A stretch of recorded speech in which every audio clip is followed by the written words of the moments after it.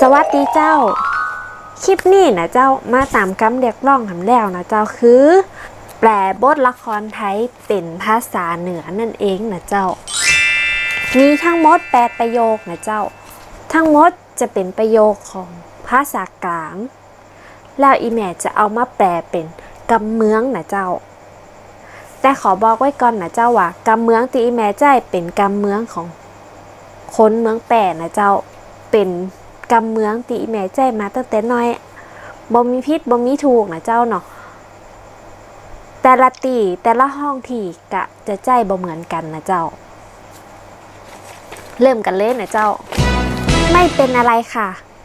ขอบคุณนะคะที่ช่วยกำเมืองก็จะว่าบ่เป็นอย่างเจ้าขอบคุณจัดนักตีจ่วยเจ้าประโยคที่2หน้าเด็กคนนั้นคุ้นๆจัง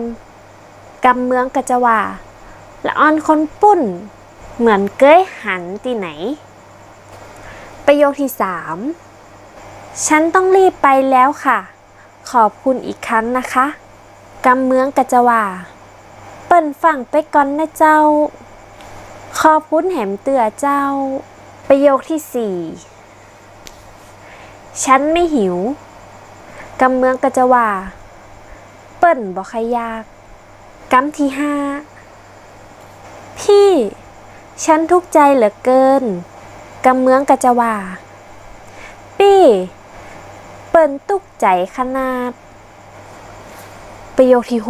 6เขาเคยให้สัญญากับฉันว่าจะกลับมาหาฉัน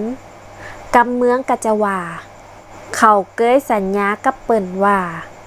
เขาจะปิกม้าหาเปิ้นประโยคที่7ฉันไม่สามารถมีชีวิตต่อไปได้กำเมืองก็จะว่าเปิ้นบ่ฮู้จะมีชีวิตต่อไปจะได้ประโยคที่8ประโยคสุดท้ายฉันทนอยู่ไม่ได้แล้ว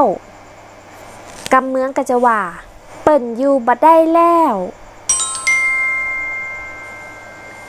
เป็นได้พองเจ้าลองไปฝึกใจสำเนียงฝึกใจกำกันนะเจ้าจะได้คล่องไขจะให้อีแม่แปะกำใดหรือมีประโยคจะให้อีแม่แปะกับคอมเมนต์ตั้งลุมนี่หรือในแฟนเพจมูเฮาคนเมืองก็ได้นะเจ้าไลแม่จะมาญาคลิปตอบฝากกดไลค์กดแชร์กดติดตามกดกระดิ่งจะได้บ่พลาดคลิปใหม่ๆเป็นกำลังใจให้แม่นะเจ้าแล้วป้ากันใหม่คลิปหน้าคลิปนี้ไปละเจ้าบ๊ายบาย